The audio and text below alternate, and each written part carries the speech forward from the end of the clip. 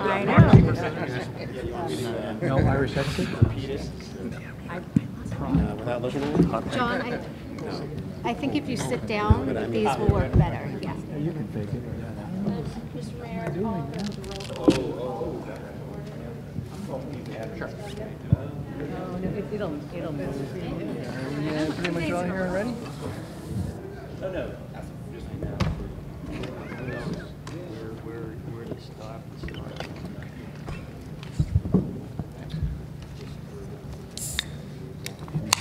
The timer is that Hannah? Okay, we're going to go ahead and invite everyone to this special joint meeting of the City Council and the Planning Commission of the City of Mill Valley of Tuesday, May 22nd, 2022. And it's so nice to be in person here at the Community Center in the Cascade Room. It's been a while since we've had the public here for an event. So with that, our clerk is going to have a call of order. Thank you, Mr. Mayor. We're going to do a roll call. Commissioner Macris. Councilmember Burke. Present. Commissioner Serangle. Present. Councilmember McEntee. Here. Commissioner Yolis. Here. Vice Mayor Wickham. Here. Councilmember Carmel. Here. Vice Chair Lynch. Here. And Commissioner Hildebrand. Here. And Mayor McCauley. That was very tense. Okay, we got that done. All right, next up on our list is public open time. Persons wishing to address City Council and the Planning Commission on subjects that are not on the agenda may do so at this time. The Council and Commission cannot discuss or take actions during open time, but council members and commissioners may briefly respond to statements made or questions proposed by the public, ask for clarification from staff, refer the matter to staff, request staff to report back to the council and or commission at a subsequent meeting and or place a matter of business on a future agenda. The council and commission may establish a time frame to hear public comment during this agenda item and continue the remaining items to a later point in the agenda. When addressing the council and planning commission, please state your name and address. There's a microphone back there you can go to. Address the mayor, state your views succinctly, avoid repetition, and limit your comments to the time specified. So with that, are there any members who want to speak on a matter that is not on the agenda for this evening? Not on the agenda.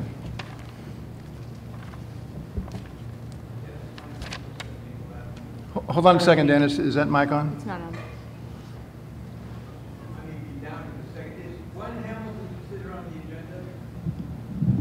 No. No, okay. I just want to say this, and I've said it before, I want to say it again. We have a lot of housing up ahead, we hope, we pray. And when One Hamilton gets to a point where it's time to actually look at design, I urge council to consider a contest, a competition, designers and architects in our region. But a funny thing, only offices with 94941 zip codes may apply. Doesn't matter who wins, everyone will win by getting their face in the crowd and showing off what we can do in this town. Surely the best one will get One Hamilton, but it'll not stop, and we'll have gorgeous architecture on everything we build going forward, making us doubly proud of our new accomplishments. Thank you. Thank you for your comment. Or is there anybody else who would like to speak on a matter not on the agenda for this evening? Good evening, Eileen Fisher, 321 Vistolina Drive. I'm speaking on behalf of a local group, Mount Tam Community Land Trust, and we are establishing ourselves in Mill Valley and Lower Marin, and just want to put it out there that to see how we can work in conjunction with this process.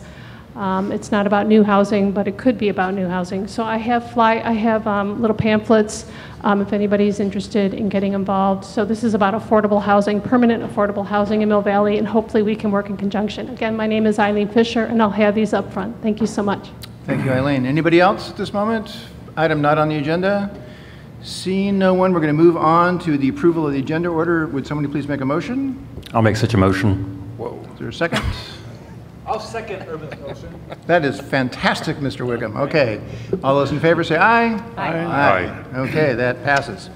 Okay, next up is new business. We only have 2 items of new business this evening. The main event is a joint City Council Planning Commission discussion with regards to our site inventory and the like. So at this point, I'm going to turn the meeting over to Councilmember Urban Carmel. We've been talking about this, and because this effort is going to extend through December, and many of you, or some of you, maybe nobody, knows that I am finishing my 2nd term in June and have not decided to run again, so I'll be bidding you adieu in June. And we thought it'd be important to have a single voice carry us through this element of the process. And Urban has spent, like myself, lots of time in the Planning Commission. He has said he would stand up and throw, so he will be running this element of the meeting, I'm sure with great talent and a bloom, and then we'll move back to the final agenda item after that. So with that, it's yours, Urban. Great. Welcome, everybody. It's great to see you all here. So I think this is our 4th housing element meeting, and the first 3 have been online, so we've thought it'd be a good idea to have everybody come down here and talk in person. And this is definitely going to be a dialogue. We are going to go through a beginning with the staff report. Staff will go through the document that you might have read. Then members that are sitting up here, all 10 of us, will ask some questions, although I've prepped everybody to say very few questions so we can get to the meeting in a timely manner. And then we're really turning over the floor to all of you to make your comments, the things that you want to see happen, your points of view. And I spent many years on the Planning Commission before joining City Council, and I always said that we learned so much from the community because there's so many smart, intelligent, engaged people in Mill Valley. So we are sincere in saying that we really do want to hear from you and get your ideas to try to improve this plan as much as possible. So that's going to be the main portion of this meeting tonight, is listening to all of you. Then we'll bring it back up here, and we're going to go through each element of the plan and try to agree what it is that we want to change, or if we want to just ratify what we've got. So that's sort of the setup for tonight's meeting. I want to just make a couple of brief points up front. So this is a planning document that we're doing. So the housing element is one of 7 elements to our general plan. General plan is the document which basically guides the development of the city, right? Housing is one of those elements. For the last 40 years, the state of California has been essentially mandating how many housing units each city in every county needs to plan for, right? And that goes by the acronym RHNA, Regional Housing Needs Assessment, RHNA. So we are in the 5th cycle right now, and the document that you got in front of us is the 6th cycle, right? So it's the next 8 years. That's what we're planning for. And I can say without any hyperbole that this is by far the most demanding housing element the city of Mill Valley has ever seen. It's the most demanding element that anybody in the state of California has seen, without any hyperbole. And I'll explain why. So in the current housing element, the city of Mill Valley needed to plan for 129 new units over an 8-year period. So roughly 20 units per year. The current cycle, the one that's going to start in 2023, is a 600% increase on that number. We need to plan for 845 units. And then on top of that, the state is recommending very strongly that we have a 15% buffer. So that's 945 units. So you'll see both of those numbers in the document, but that's essentially what we're trying to plan for. And that is an enormous number. We have roughly 5,700 sites in Mill Valley, or housing units. And so you can see that we're talking about a very, very significant increase in the percentage of housing that has to be planned for. Now, this is a planning document, and it's also a legal requirement. We are bound by law to do this plan. We have to do it. And the penalties for not doing so are very high. Something on the order of $100,000 per month is the fine that we get assessed if we do not have a plan which is viable. And that number gets escalated over time to as much as, I think, $600,000. So we will very quickly find ourselves bankrupt if we do not have a viable plan. Moreover, the state can come in and ministerially approve projects in our town. That means that there will be no public discourse about the projects that get built in our town. You can go through objective design review without involving any neighbors, any planning commissioners, or any city staff in terms of going through and debating what that project's going to look like, whether it's going to be 3 stories or 4 stories or how big it's going to be or anything else. It'll go by objective standards. So the penalties of not having a plan are very, very high. We essentially have to have a plan. So some of you might have come here tonight and said, this is a crazy plan and I want to voice that opinion here, and you are absolutely welcome to do so. I want to tell you that you are singing to the choir. Our city has appealed these numbers. We've appealed the methodology and we've appealed the total number. 11 out of the 12 jurisdictions in Marin appealed their RHNA numbers. So essentially everybody has appealed. The only town that didn't appeal it was the city of Novato, and that's because the mayor has been there 30 years and she said, you're wasting your time. They're not gonna listen to you, so don't even bother. So they skipped it and they were right. So we got denied, everybody got denied. So we have gone through and said that these numbers are way too high, and if that's your point of view, you are in agreement with us. Many of you might have come here and said, you know what, I actually want to see a lot of housing in Mill Valley. I think that's a good thing for the city. It creates diversity and creates inclusiveness. It'll create affordability, and once again, you're in good company. City of Mill Valley has been working really hard to create housing over the last number of years. In the current RHNA cycle, we are one of 2 cities in all of Marin that actually produced the correct number of housing per RHNA, one of 2 out of 12. So we have been working really hard, and it is not by accident that we've been creating these housing units. In 2017, we had an affordable housing summit. Coming out of that thing, we created an affordable housing committee, staffed by 4 members of the people that are sitting here, together with a member at large. And that committee specifically goes out and tries to figure out how we're going to create affordable housing in this city. We created an affordable housing fund. We assess a value on every new construction project in Mill Valley, and we've been using that money in order to help create affordable housing in the city. One of the things that we've done is we've created a home match system so that individuals can find a place within a home as a way of creating housing. That's the most inexpensive housing that you can create, is affordable by design. We have for many years had a very aggressive ADU program. That's an accessory dwelling unit. We were one of the first cities to have a 500 square foot bonus, and we had plans to have that be deed restricted. In other words, if you got that 500 square foot bonus, you had to agree to rent out that space at below market rate. That was a very innovative program that we had in Mill Valley. So we've been working on this thing very, very hard for a long time, and that's why we've been able to create the number of housing units that we've had over the last number of years in Mill Valley. So this project and to do this plan is very, very difficult. We have a very unique set of circumstances in Mill Valley that make producing new housing extremely difficult. So when you read through the document and when you listen to the report tonight, some of the things might strike you as being very aggressive, and I can explain why. 97% of Mill Valley is built out. The remaining 3% of the properties that are vacant in this city are sloped like this. They've got a 40% slope to them, and they're in a very high fire severity zone. In the 4 years I spent on the Planning Commission, we approved exactly 1 project on a vacant site. And if you go down Cascade, right past the Tenderfoot Trail, you'll see it on the left-hand side. It took 5 meetings, extremely difficult, 1 project in 4 years. Everything else is a remodel of an existing house. So it's really hard to find new buildable lots in Mill Valley. So we have to, as a matter of strategy, come up with ways of repurposing the land that we have and make better use of the land. And that's what this document is all about. We are also 86% in either a high fire severity zone or a flood zone, 86%. So finding properties that are not at risk for the people that live there is extremely difficult. And on top of that, 35% of our roads are 16 feet or narrower. 16 feet is not wide enough for a fire truck to go down in an emergency. And if you put additional housing on a street like that, and say they invite somebody over and that person parks on the street, a fire truck will not be able to get down. So we have a lot of constraints. We tried to explain all of this thing to HCD so that they could reduce our RHNA, and they didn't want to hear anything about it. So, but we have a lot of constraints, and so we have to be very smart about where we put housing. And the document that you've got in front of you, and the document that we're going to talk about tonight, tries to put housing in places where it's safe. So with those comments, I'm now going to turn it over to Danielle Stouty and Patrick Kelly. Patrick's our Director of Planning, and Danielle is our Senior Planner. Danielle has been the point person on this project, and they're going to take you through the presentation. after which, like I said, there'll be some brief questions from us, and then we'll turn it over to you guys to ask your questions and to provide your commentary.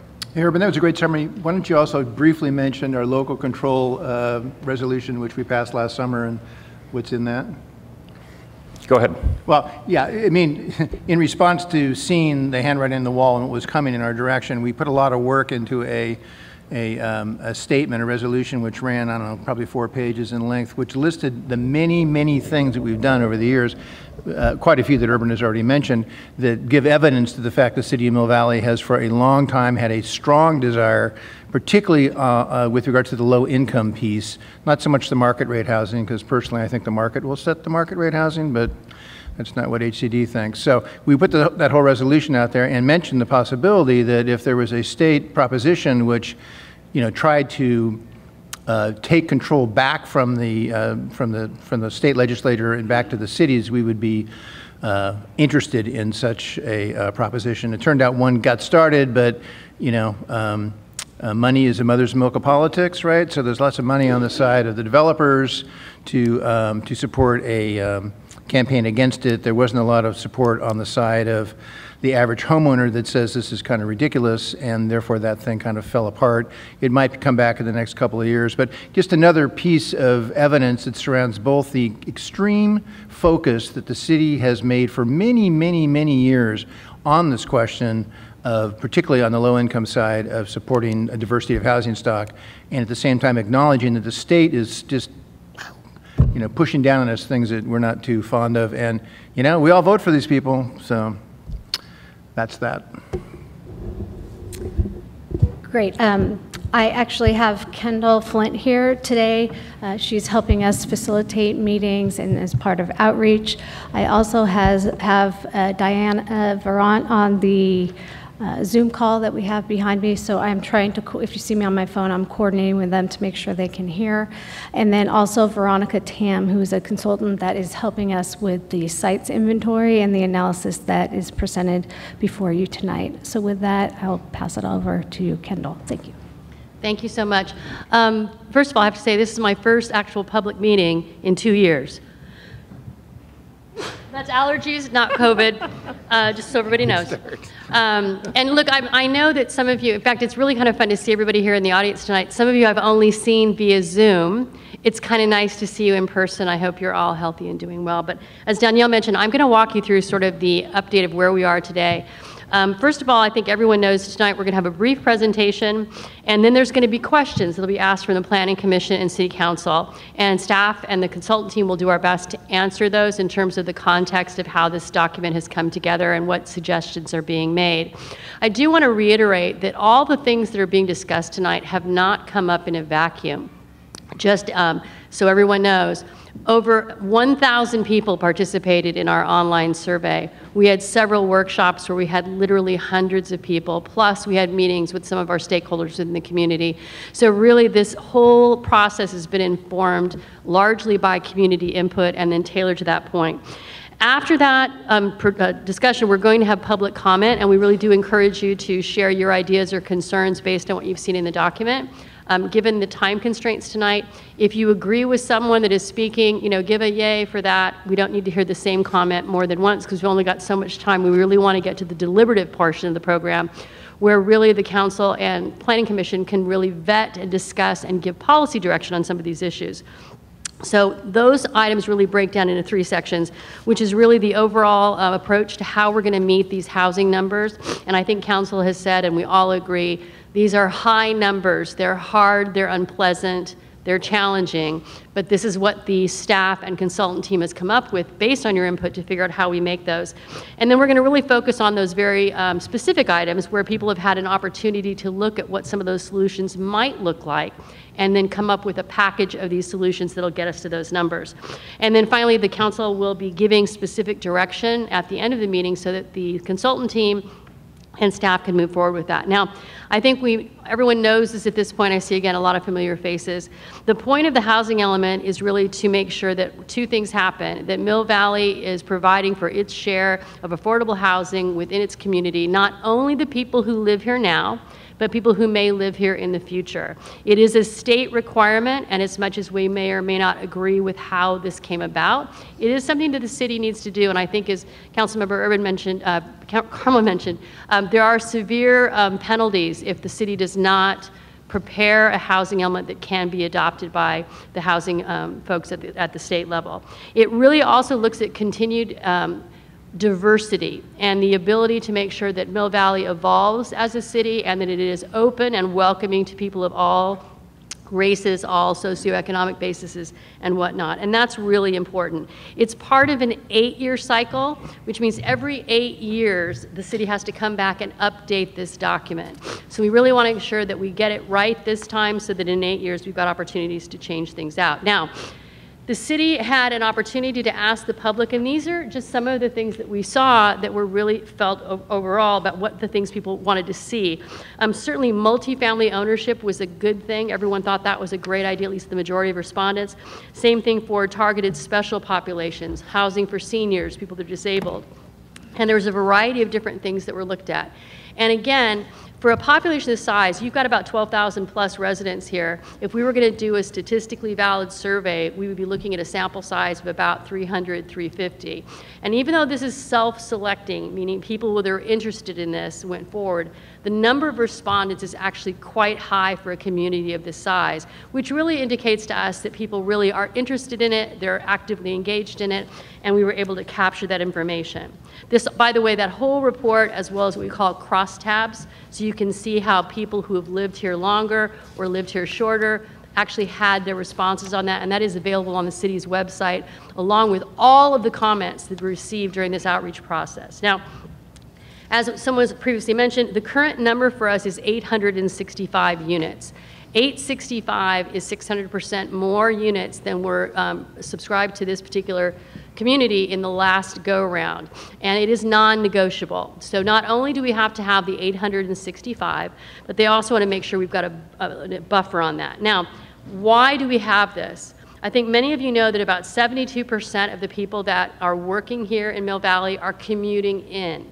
And that contributes, that's your teachers, that's doctors, that's people that are working for the various restaurants and retail facilities. They're coming in.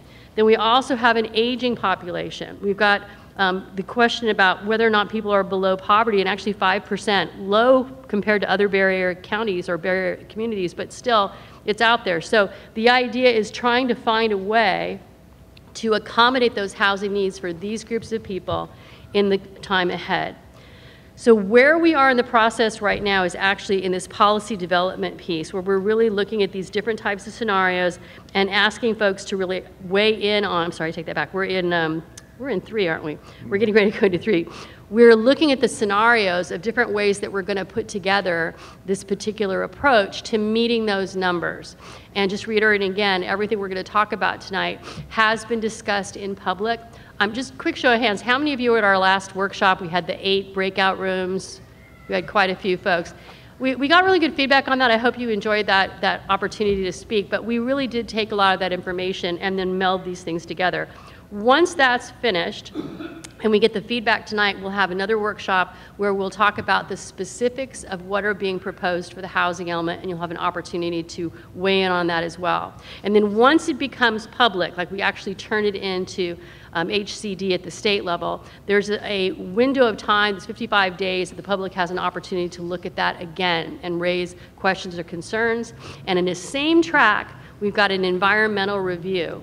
And that will largely be in compliance with the California Environmental Quality Act and looking at if any uses or densities change and whether or not that is going to impact environmentally. That's another document that will look at, for example, safety, proximity to fire, all those different things. That will be as part of that. And then the idea is that we'll have the development of the document completed this summer, submit, have that reviewed by the state, and then hopefully we can have adoption in January of 2023.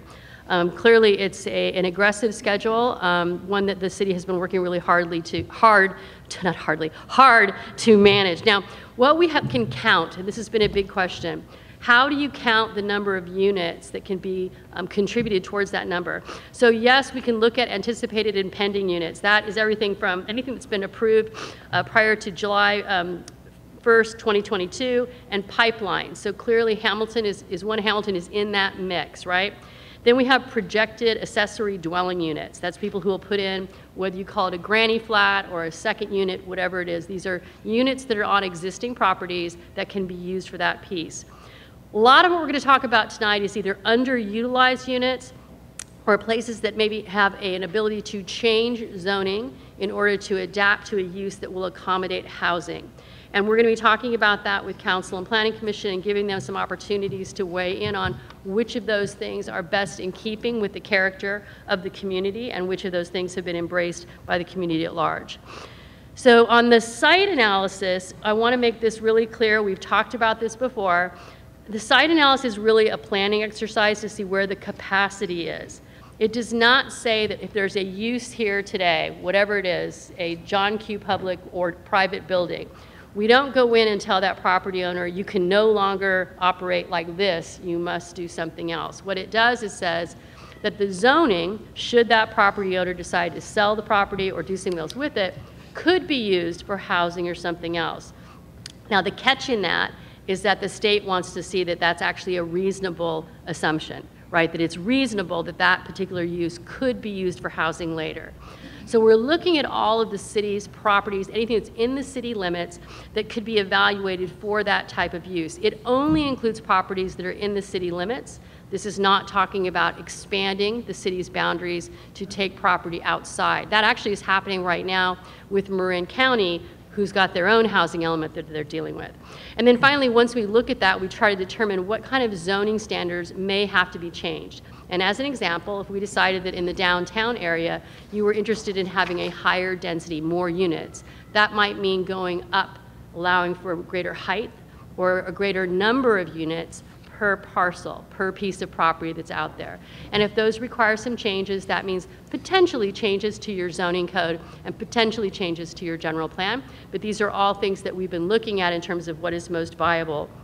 And then also, when the housing is actually built, something to keep in mind, the city does not build affordable housing. The city provides the land zoning so it can be used for that purpose, but third parties, whether that's private developers or individuals, they are the ones that actually implement that. And I think Mount Tam, who's here tonight, they're also one of the groups that are out there, among others, Mid-Peninsula, that are looking at opportunities to raise funds to make that happen. So there are other groups out there that actually handle the implementation. Now, when we talk about meeting the RHNA numbers, right now, where we sit tonight, we are approximately 109 units short of meeting that target. Now that's just meeting the baseline target of that 800 plus units, right? We're still going to need to have a buffer. And the reason the state wants a buffer is that not every unit actually gets built. Not every building gets transferred over. So when we look at all the things that we have here, vacant lots, underutilized commercial, SB 9, which is a law that many of you might be familiar with that allows for subdividing a single-family residence, and then all the pipeline things we've got going on, things that are already in process here at the city. We're still short. Plus, we need that buffer of at least 64 units. So what does that look like? Well, here we've got now, we want to try to hit to 929, so we're trying to get to that number. And that's really the fundamental exercise tonight. Think of all the things that the Council and Planning Commission are talking about are tools in the toolbox, and which is the appropriate tool or combination thereof that'll get us to that number. And so when we talk about site inventory and what is available, we're going to be talking about the potential for rezoning commercial sites, using sites that are perhaps underutilized, increasing density, and other types of things that we'll want your input on. Now, when we have community feedback, I think I mentioned earlier, we had over 1,045 to be exact. 85% of those folks actually own a home in Mill Valley. 46% have lived here for some time. And 49% are earning over $150,000. Now, one of the things you may know is that for those of you that have children, grandchildren, or have even looked at pretty property right now, the income required to buy a house pretty much anywhere in California, but especially here, is quite high. So we're not just talking about affordable, it's also about attainable housing and how we're going to prepare for that next generation. But as you can see here, these are all the things that people are in right now. And most folks are in multifamily, single-family homes or single-family homes. But you can see there's a few in there that we're very grateful to have them participate, that are either in co-housing, sharing a home together, or a room that they're renting in an existing home. And then, of course, affordable housing. There's some properties here that are already in that boat. So we did have quite a diverse group of folks that were doing that. Now, as far as community feedback, the thing that we heard overwhelmingly, and I think you heard many people talk about this tonight, we're in a fire zone, we have a small amount of land, we've got environmentally sensitive areas. We want to make sure that those are preserved. And housing that's attainable is important, and attainable meaning can someone really afford to get in there? If your median income has to be $300,000 to rent a home, that's not really attainable for most people that are employed here, because the average income is much lower than that for retail, for teachers, for other folks in the community. We want to also create, and this is one thing we heard back, again, reinforcing the policy from previously, we want to see diversity in housing. We want to make sure that we're addressing connectivity and climate change. Are we putting situations together where people could walk to grocery stores, walk to restaurants, walk to retail, and or take public transportation? Is that viable? The biggest concern we heard overall, no surprise to anybody, great, we put in 800 and something new homes. What does that do to traffic? And how are we going to handle parking? And I think we're going to hear a lot about that tonight, especially for those of you that are in the hills. Parking is a real challenge, and even in the downtown area. So that's something we heard a lot. And then the question is, there were many of the lot owners that are in the downtown and other areas, you have to connect those properties together, right? They're smaller lots. We only have so many lots that are sizable so that people can actually do something on it that would be substantive, that would contribute to this. So that's a challenge as well. Miller Avenue, East Blythedale, downtown, and the 101 Redwood Highway frontage road. These were some areas that people felt were optimal for the possibility of shifting from a commercial or industrial use to a residential or housing use. So one of these things we were looking at is sort of how does that all play out and what would happen with that. That would require some zoning changes. We'll be talking about that tonight. And then overall, we've got an approach to meet the numbers, and I'm going to tag team Danielle here, who I really have to shout out and say to both Danielle and Patrick and staff, they've done a great job, I think, in trying to pull all this together and make it as accessible as possible. So kudos to staff, and I'll let Danielle walk you through what the options are for the evening.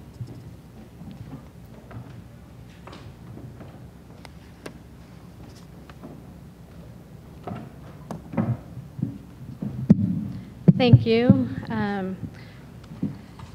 So the sites inventory. Basically what we're doing tonight, there was the one graphic that had the funnel of the projected projects, the projected ADUs, and then these list of potential sites that we will add to the list based on the evaluation of the properties and the sites and the site characteristics. So it's been a lot of work. We've looked at all 5,000 plus parcels in town. There's been a lot of conversation. There's various aspects that are looked at and filtered in order to get whittle down the list. With that, the graphic behind me basically shows the different contexts we have. Single family, single family, that bucket goes into the above moderate income that we need to have for RHNA. So then there's also moderate income that we need to basically accommodate for, and that's based on the underutilized, and that's pink. And then we have the lower income, and lower income is through the office conversion, well, that's moderate, and the opportunity sites. So all these different categories help us attain what we need to illustrate to the state that we can accommodate housing at the different affordability levels. Yep. Hold on. Let me, there we go. Okay. So as part of the survey and discussion, we asked where were some locations of interest. They ran the gamut, a lot of different places. They're listed above. But in addition to understanding that there's capacity, and the capacity is really, a lot of it is associated with parking lots. The opportunity to either utilize the parking lots or have a podium above parking lots or a story above a single structure to add to an additional story. That's basically the context of where the opportunities lie in Mill Valley. We do not have vacant lots for the most part.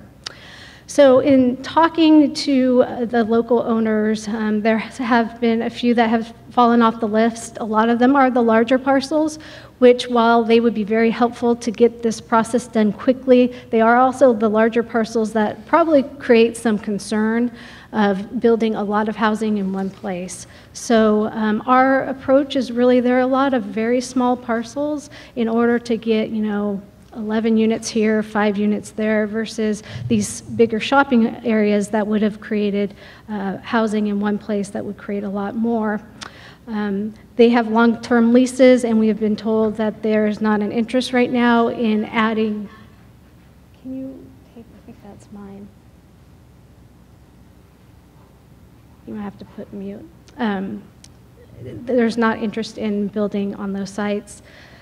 We also have taken, the golf course, Horse Hill open space. We've heard from the community. Active recreation is of interest and use. Open space is especially something that is sacred to Mill Valley that we try to keep where we can. 575 East Blythedale, that is an active project, so that's the other bucket of pipeline projects. And then outside city limits. Well, I would love to use outside city limits. We cannot do that. We need to look inside city limits as well. So tonight in the back of the room, there's a yellow piece of paper. There's a lot of information here, a lot of different discussion items. I have provided stars for those discussion items that I think are of most importance to help move the conversation along and get to what we need, which is an approved sites analysis so we can move on to evaluating the environmental issues that might happen and look at programs. So for the commercial sites, I want to just spend a little time about commercial sites. That's discussions B and C. They must be included, and they are very important in terms of meeting our low and moderate income RHNA numbers. There's a lot of non-vacant commercial sites, and a lot of the parcels are very, very small. 85% are less than a half acre, and almost half of those are 6,000 square feet or less. So I'd like everyone to think of that in terms of when we're talking about extra units and the potential that might be on these parcels, because the parcels are small. Those that are a half acre or more, we can put towards our low income RHNA, so those are very important. And we are required to have some substantial evidence as part of adding those sites, and that's why, again, some of the larger sites like Safeway aren't on the list. We've been very successful at using accessory dwelling units to meet our regional housing numbers in the past, actually the past 2 cycles. That is not something that we can continue to maintain, nor has it really helped in building, as we've had conversations about city-owned land and other opportunities in town. The opportunity of providing more rental housing or multifamily housing in town has not really happened other than accessory dwelling units. So this is an opportunity, as much as the state is forcing us to do these things. It is also an opportunity to really think, where can we help house and create some multifamily housing that we haven't seen in Mill Valley created in quite some time, except for the last one I would that has been developed is 505 Miller, that happened probably about 10 years ago. So with that, and that wasn't all affordable, but it's a mixture of affordability, and it provides a different type of housing than a typical single-family home, which is what we typically see in Mill Valley. So when we start talking about allowable number of units, I'd like to just talk about density here for a second. So density is basically the number of units that you are allowed based on the size of a lot. And when we talk about density, what we keep on hearing is, well, what does that look like? We can't have any more units on a site. So I would like to show this as an example, that density doesn't necessarily represent massing or what something looks like. The perfect example is this picture is 15 Bernard. So this could be a single-family house, it could be a duplex, it could be a triplex. So its form is fixed, and this is why sometimes there are some cities that use form-based codes, because it's about the mass bulk of the structure. But our standards say that you are not allowed to have any more than 29 units an acre, which I think equates to maybe 3 units on this site. So it's our standards that are modifying who and what happens inside this footprint. So it's actually operating, because it's been there for a while, there's 5 units in this property, in this house, and that's 50 units an acre. So the size and scale of this box hasn't changed. So 35, sorry, I have another one that's 50. So that's 35, so it's over the standard that we would allow today. So our standards can stop additional units from happening on smaller sites, and that's one of the things that I'd like the community to think about, is if we can try to accommodate more units on smaller scale properties, and that has been a discussion we've had. So when we say what does density look like, it's not density that looks like something, it's our standards that look like something. So it's our height, it's our setbacks, it's things like that. So if there's a conversation like that, I'd like you to try to think of it in terms of height, size, scale versus density. So with that, I have a little pop quiz here. I'd like you to tell me which one of these sites has the highest density. Some of you have math majors, and I'm sure, John, you don't do the math there, but if you can raise your hand for number 1, if you think that's the highest density with 7 units on it, it's a larger site. And then, anyone raise their hand for that one? Number 2 is 4 units on the site, and that's a small lot of 6,000 square feet. Any takers on that one? No one's going to participate. I thought it was a fun exercise. And then the third one is 3 units, and that's a really small. See, you guys are, that's great. So you got it. So the last one, even though it has the less amount of units, it has the most amount of, the density is the highest at 41 units an acre. So that 3-unit property, which I think really speaks Mill Valley, isn't allowed in Mill Valley today. So only 29 units are allowed, but the reason this works and the reason it's here is because it has 1 parking space per unit. And that's something that has changed over time, and if you look at some of these cute, quaint, small little homes or converted houses or these triplexes, 6plexes, it's because the parking standards were different and they were developed at that time. So again, here's another one. I won't bore you or make you do this again, but basically the 10 Park, which has 19 units, has the highest amount of density. And that's a 2-story structure. If you drive by it, I think you'd think it's pretty unassuming. It doesn't feel dense. So again, it's the conversation about the size of units, the height of things, and the parking standards that really help define how density is created on a site.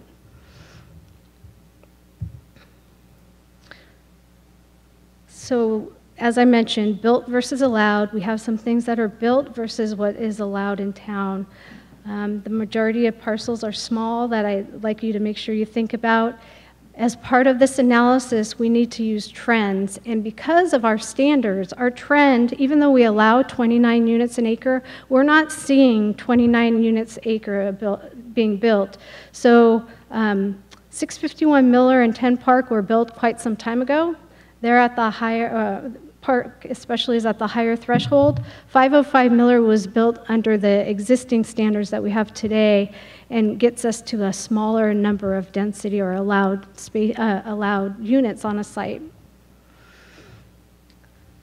So, and the other reason, it's not just, I will admit, it's not just our standards that create the issue, it's also what the market bears. So there's interest in townhomes versus condominiums, things like that, and that is true.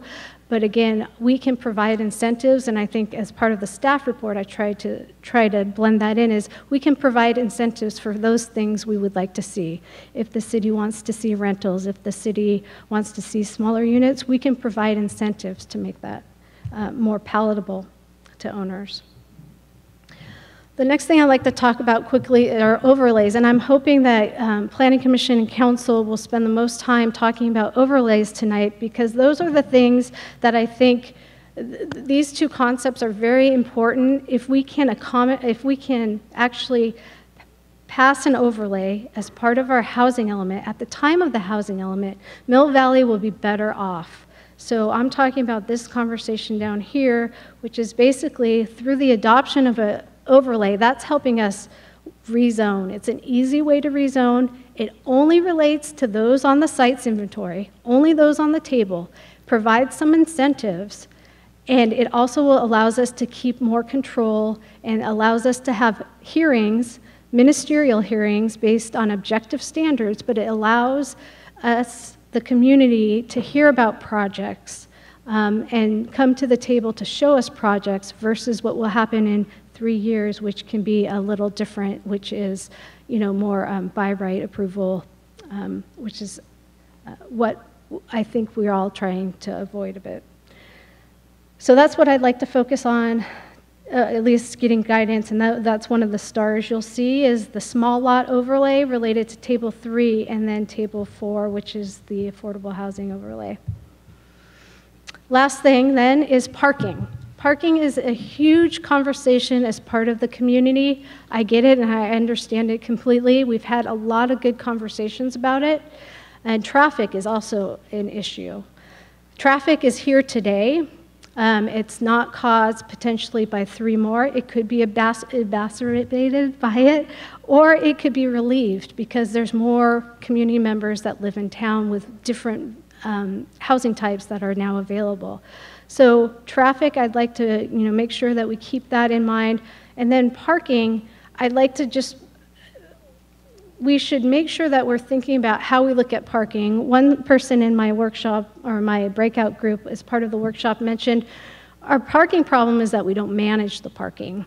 That could be possible, could be part of it, but there are a lot of people that have a lot of cars, more than one, and that isn't a problem too. So get both sides of the table, but again, related to that, if we're trying to get more units on a property in order to better utilize some of these opportunities or these small sites, we need to think about parking.